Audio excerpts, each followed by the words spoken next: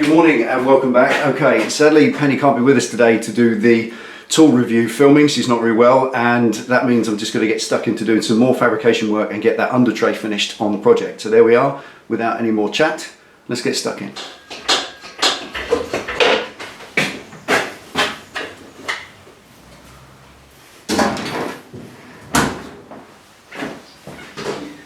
Alright, next thing is to trim this up and then put a capping piece underneath to kind of finish it nicely. And if I do that with the light, there it is, yeah. You can see a silhouette there of the battery crate inside. That's the line roughly across there. So this has to come to just under that and then go along. So I'm just going to mark it round first and get it off, trim it all up with a Dremel, and then put a flat piece underneath. So it's more stick it in place, then fiberglass it in place and let it dry. And let's get on with it.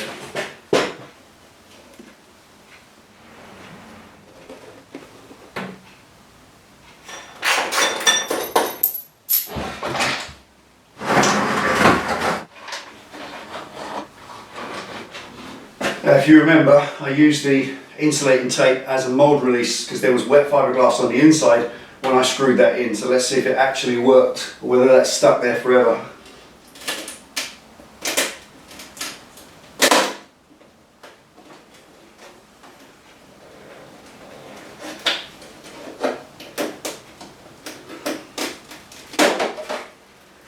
It worked. There we go. Insulating tape. Great mould release.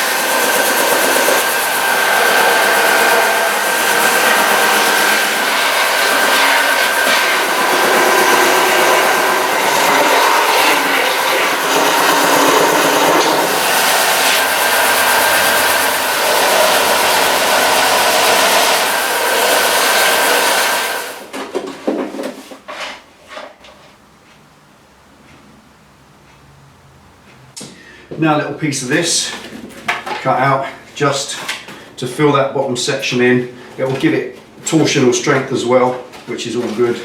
And I haven't got to make it too thick and heavy because at the moment it weighs grams and I like that. Right, scissors.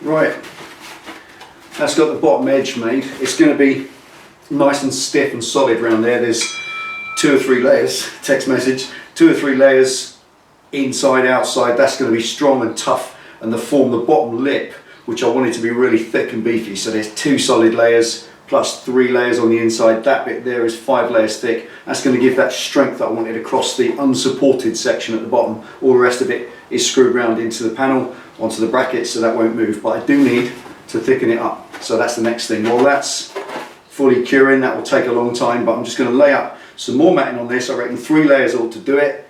Then leave it flat on the bench so that can cure nice and flat, ready to bolt on. Then it's just a case of cleaning it up and seeing if we can get it fitted once and for all. Once it's fitted, then it's just body work, and that's that bit done. Stop talking and get on with it.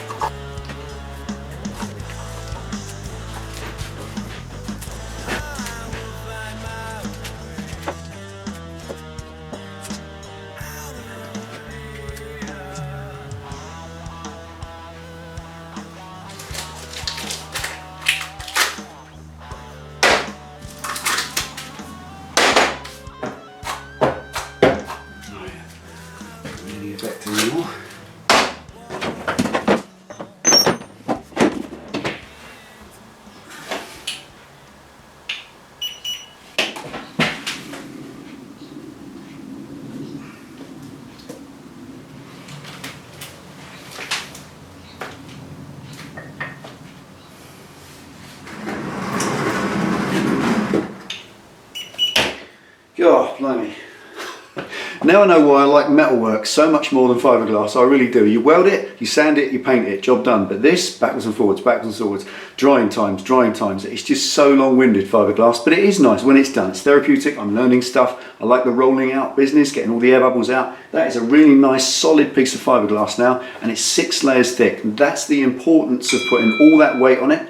Text messages today, leave me alone.